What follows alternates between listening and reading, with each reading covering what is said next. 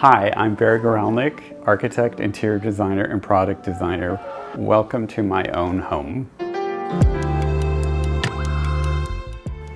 This building was built in 1908 and it's a loft building, and when we found it, it was pretty much a raw space. I share this with my husband Keith because we have a lot of guests and we entertain a lot, and we wanted to be able to expand and have as much space as possible. So the concept was to have this industrial space, leaving all the pipes exposed and the radiators, and yet make distinct spaces as if it was a classical apartment.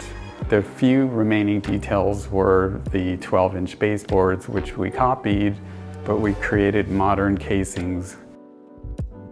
The key elements of the space we needed were 2 bedrooms, 2 full bathrooms. My husband Keith is a composer and he needed a studio to bring in musicians and to create.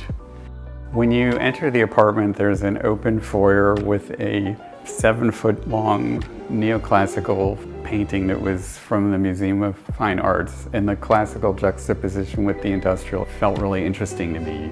The dining and living room are open entertaining concept, and since everyone, no matter where you live, congregates in the kitchen, having it open and we can talk and cook together, and a lot of our parties are potluck, so it's just a really great space to live in. I wanted to design a kitchen that was really easy to maintain, and having the dark wood cabinets is really great to live with. And by adding accents like the brass handles and the gold leaf glass backsplash, there's kind of a pizzazz effect. So it's not just industrial and masculine, but there's definitely a glamour effect. Before I went to graduate school for architecture, I was a literature major and a fine art major. So having a library was really important to me because I never had a space where I could have all my books where I could see them at once. And one of the most meaningful parts of our library is we have one long shelf where every single book was written by a friend of ours. Similarly, we have a large art collection, and a lot of the work in our collection, which is very eclectic, was photographs and paintings were done by friends of ours. So there's personal meaning in every inch of this apartment. I'm very much a proponent of the high-low philosophy, and we have very valuable artwork juxtaposed to things that I found in antique stores. There are a lot of things that people might not put together that look fantastic, like heavy gold frames right next to a piece of modern art. Keith is a composer-lyricist who writes for the theater, and I've worked on productions with him, and I've also produced other shows. And the feature wall in the office is all of the projects we've worked on, and it's really the most meaningful part of the apartment for me. When we found this apartment, it was pretty much raw space, and the only walls in the whole apartment were a walk-in closet that cut off the bedroom so it was only 8 feet wide. And when we pulled it all out, the far wall of the apartment has a big structural column. One of the key features of storage in this apartment is the master bedroom closet, which is 11 feet high. It has double hanging, and above it there's storage for everything imaginable. And it's a rare thing in New York to have that kind of storage.